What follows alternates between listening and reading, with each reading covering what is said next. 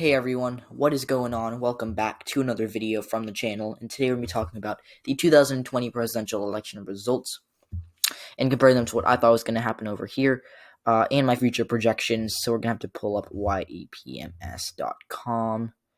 Okay, I'm screen recording on that tab. Good, this is perfect. So, anyways, first of all, I want to thank all of you guys for sticking with me. We're currently at, I think, 2,700 subscribers. Maybe a little more, maybe a little less. 2,777. By the way, I need to...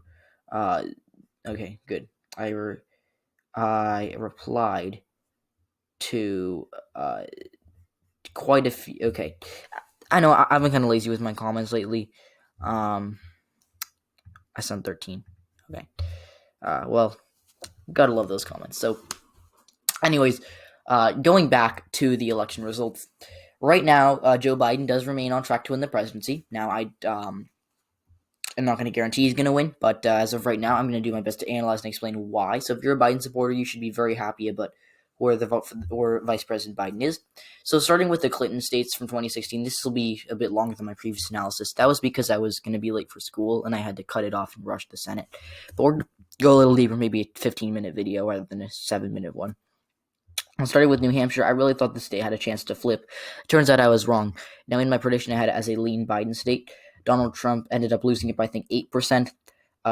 Yeah, a little less than that, but it was likely, anyways. That was pretty expected. That Biden's going to win, but I did think Trump was going to outperform my expectations. I was wrong. The polls in New Hampshire were accurate yet again. Unlike the rest of the country, but yeah.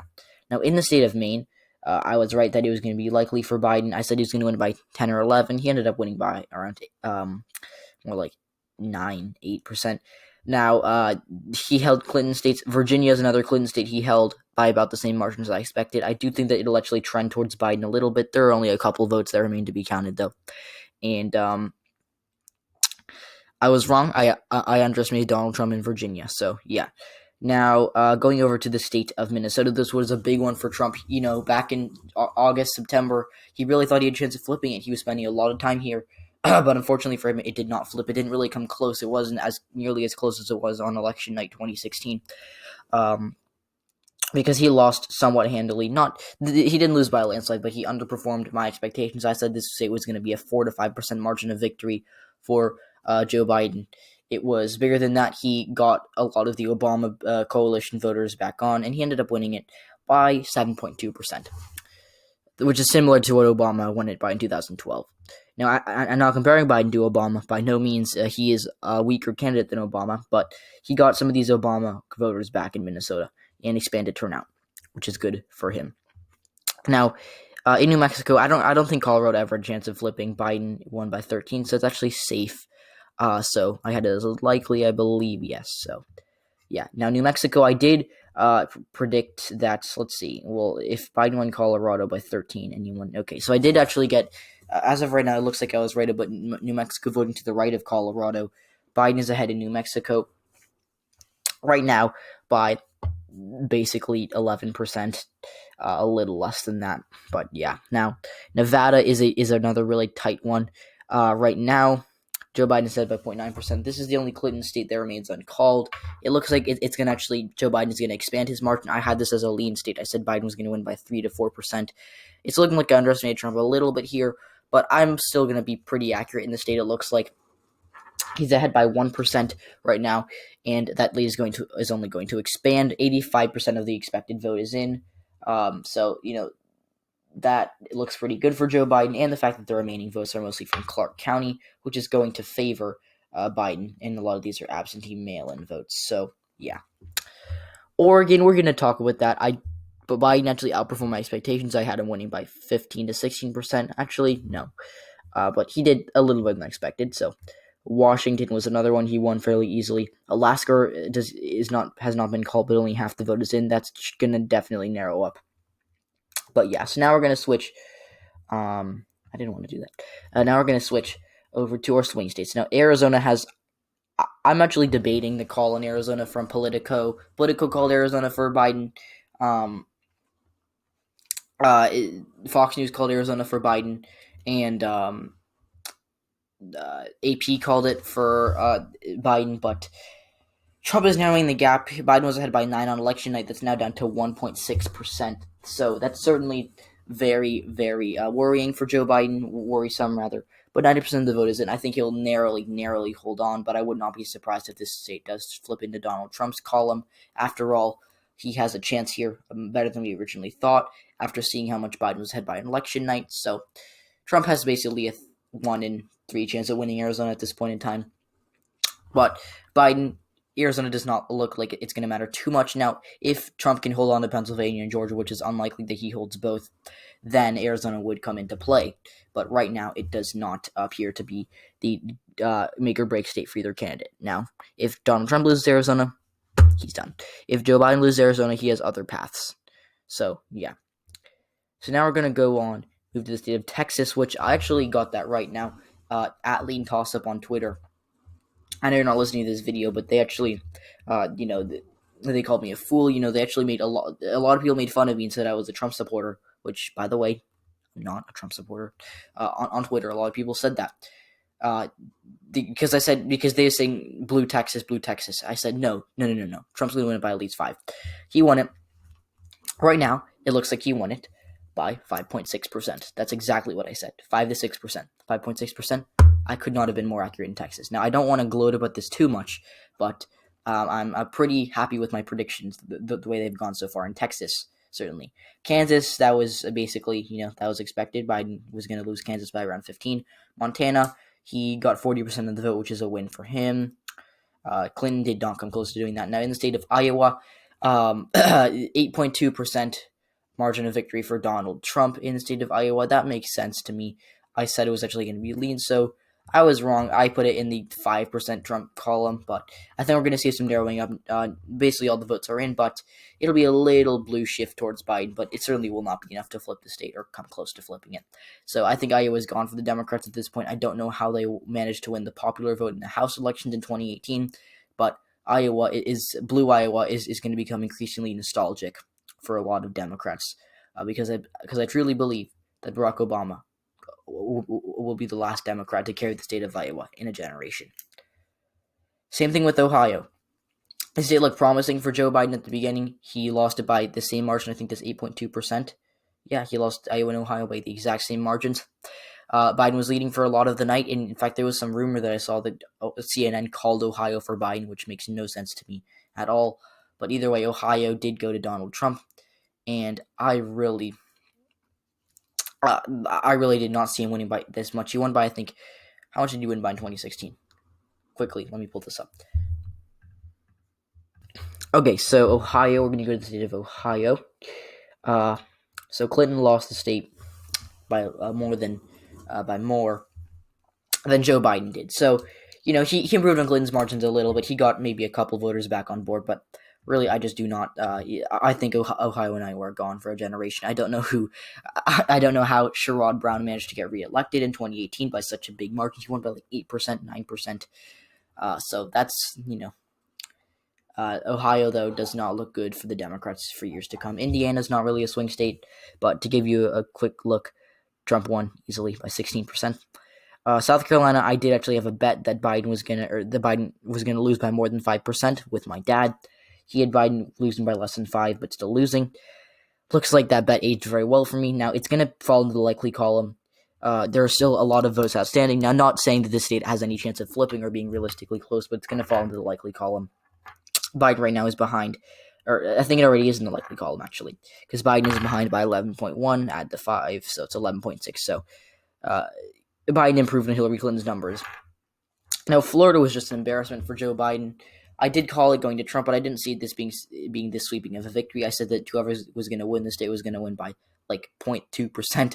That did not age well. That was one of my low points of the night because I really did think that Florida was going to be razor thin, but it ended up Donald Trump won it by the biggest amount for a Republican since I think George Bush in 2004. Or basically all that means is that he beat himself in 2016. He beat his 2016 numbers, which is not super surprising because Hillary Clinton was better with Latinos than Biden, but still, He wouldn't expect any Democrat to lose the state of Florida by over 3%. That's just not a good look for them. And I really do believe at this point that Florida is trending red. So this election had a lot of worrisome trends for the Democratic Party. So, yeah. But Florida was certainly one of them. Now, Georgia is a very good trend for them. We're going to talk about that in a second. Now, let's go. Okay, so we basically narrowed it down to Pennsylvania, and we'll get rid of North Carolina first. I don't know why the state isn't called. Donald Trump has essentially an insurmountable lead. I get that there's still some votes outstanding, but he's ahead by 80,000 votes. Again, I'm just looking at the numbers. No, it's basically 80,000 votes, and maybe 70,000 votes. That's insurmountable, and unless basically all the remaining ballots go to Joe Biden, which I don't think is likely, I think it will certainly narrow up, and it's going to be Biden's going to get like 49.2%. Trump will be more like 49.7 or 8, but it's still going to be very, very, very solid for Trump relative to what a lot of people thought. So, yeah. Now, we've got Georgia and Pennsylvania left. These are the two big ones, guys. And by the way, I think I clarified this earlier. Alaska's going to go to Trump, but it's going to narrow up significantly. So, Georgia and Pennsylvania. Starting off with the state of Georgia. Donald Trump is currently winning in Georgia by less than 2,000 votes. So, he's going to lose Georgia as of right now. Now, there is probably going to be a recount. I tweeted about this earlier. So, yeah. Right now, based on the trends we're seeing, does Politico want to let me zoom in? No, it doesn't. But Georgia, there was a pipe that broke in Fulton County, which is a Democratic stronghold, and there are going to be more votes coming in for Biden, as expected. And it is also likely they were just going to see the mail-in data, or the mail-in votes, the provisional ballots, and the ballots, because there are still a ton of ballots from Atlanta that have yet to be counted. And by a ton, I mean 18,000. There are 18,000 ballots left to be counted in Georgia, and they're going to swing looking like 3-1 to Biden. So Joe Biden is on track to win Georgia, but there will probably be a recount.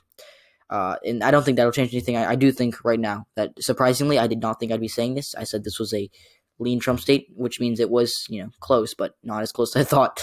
But Joe Biden is going to win the state of Georgia. Now, in the state of Pennsylvania, Joe Biden is making this. He was losing by, I think, 0.7 or 0.6, like an hour ago when I last checked Politico. Now he's losing by 0.4. So, okay. Now, only 90% of the vote is in. Joe Biden is going to win Pennsylvania. The data we're seeing is really looking good. Really, really good. All these votes that are coming in, they're favoring the Democrats. And they still have hundreds of thousands of votes to count. There are at least 150,000 votes left, and they're going to favor Biden. A lot of these are from Philly, some of them are from the suburbs, and a lot of them are mail-in ballots, which we know, based on Target Smart data, favor the Democrats. Pennsylvania is going to go to Joe Biden by a bit more than I anticipated this morning. This morning, I really, I think it's the 6th today. So, and I'm recording this on Thursday, by the way, so if I trip up and it doesn't make sense, then just know I'm recording this on Thursday night, rather than watching the 49ers get smacked on Thursday Night Football, which is fun, of course, but priorities. But as I was saying, so I woke up on the morning of November 3rd, and I really thought Biden was going to make it close, but I think I really thought he was going to fall short. But then I woke up on Wednesday morning, Biden took the lead in Wisconsin and Michigan, and was holding on to Arizona. So, yeah. Now, again, that's not fraud. It just means more Democrats mailed in their ballots than Republicans. So, yeah. Now, going over to the Senate map. Let's go to the U.S. Senate. United States Senate. It says it's a toss-up, but Mark Kelly is going to win in Arizona. It's going to be closer than I thought, so I should have seen that coming. Mark Ronchetti did a great job in New Mexico. He only lost by like 5.9%, which is good for him. I really thought he was going to lose by like 15%, so he outperformed my expectations by a very good amount. In Colorado, Hickenlooper won by 9. I saw that coming. That's essentially my prediction. In Montana, Steve Daines got embarrassed by Steve Bullock, or other way around. Steve Bullock got embarrassed by Steve Daines. I thought Bullock was going to win. I really did. Now, I said it was a toss-up, but I said Bullock's going to win just because of the fact that he's won the same battle as Donald Trump before. I was wrong. I take full accountability. That race, I was really wrong on. That was my most embarrassing showing of the night. Now, in Iowa, I did get this right, that Teresa Greenfield was going to lose, but not by as much. I had her losing by like 0.5%. She ended up losing by much more than that, as you can see. She lost by 6.6. That's a likely margin, even though it doesn't feel like it. In Minnesota, Jason Lewis did what I thought he would do. I said he was going to lose by, on the tail end of a likely margin, 6 to 7%. He outperformed my expectations by a little bit, but he is going to lose this race, and it's been called by everyone. Tina Smith is going to be reelected from Minnesota. In the state of Michigan, John James, he looked promising. He had the lead for a lot of the night, but it turned into Peters coming back. Peters came back, and he's going to win. The race has been called by everyone. He's ahead by 1.5. That's out of recount territory. So even if John James wants a recount, he's going to lose. This is going to be the fight of his political life, and he lost it. And I don't know where he goes from here, to be completely honest with you. I think if he runs for governor in 2022, he might lose to Gretchen Whitmer. So I think he should run for House, but that's beside the point. In Illinois, I did say that this is going to be a lot closer than people thought, and it did actually fall in the likely category. No, it didn't, but it was close. In West Virginia, Paula Jean Swearingen got absolutely demolished. She lost by even more than I thought she was going to lose by, which is saying something. Maine we'll get to in a second. That was the big shocker. Texas, as expected, I said Heger was going to lose by 10%. She lost by 10%. In Alabama, Doug Jones didn't even get 40% of the vote. I said he was going to lose by 12. He lost by 20, so I was wrong on that. South Carolina, Harrison. There are a lot of people who are buying into the Harrison hype. I said, look, it's still South Carolina. I know he's a strong candidate, but he's going to lose by 6 or 7. He lost by 10. Now, there are some ballots that are left to be counted, but we're still going to have to see who prevails there, or who prevails in the remaining ballots. It's probably going to be Harrison. He'll tighten it up by a couple percentage points, but not going to be really no swing towards him. Graham's going to be reelected. In Kentucky, as expected, Mitch McConnell won, but he won by more than I thought, to be completely honest. Amy McGrath, with all that money, she really couldn't do anything with it, which isn't really her fault. I mean, she's in Kentucky, but still. New Hampshire, as I said, Shaheen, she actually won by more. She won by 15. I said she's going to win more like 9 to 10, so I underestimated Shaheen, but yeah, so so those are essentially, Kansas, Barbara Bollier, she's going to make it a likely margin, just barely. It'll be like literally she'll gain like a couple thousand votes, and it's going to be likely, but she just lost. She got embarrassed. She really seemed confident. She really seemed to think that there was something that could have propelled her to victory in Kansas, but unfortunately for her, Kansas is Roger Marshall soundly won, and it's definitely not even close. And I said she was going to, and I was right that Marshall was going to win. I just didn't think he'd win by 12%. I thought he would win by 6 to 7%. Maine defied all logic. I did not think Susan Collins was going to get all the Trump voters on board. She did. I didn't think that she was going to get all the independents on board. She did. I didn't think she was still going to receive all those Democratic votes. She didn't get all of them. She lost support relative to 2014, but she won. And she won big. She won by nearly 9%. And in a state that Joe Biden, how much did he carry Maine by? Joe Biden carried the state of Maine by 8%, more than 8.7%.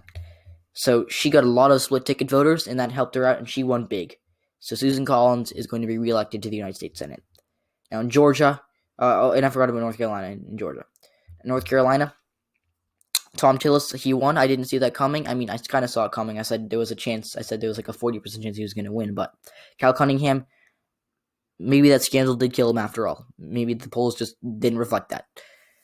In Georgia, John Ossoff and David Perdue are heading for a runoff. Did I just say a runoff? A runoff. Ossoff, he closed the gap towards the end. It looked like he was going to lose and not have a runoff, but he will live to fight another day. At least probably going to lose the runoff.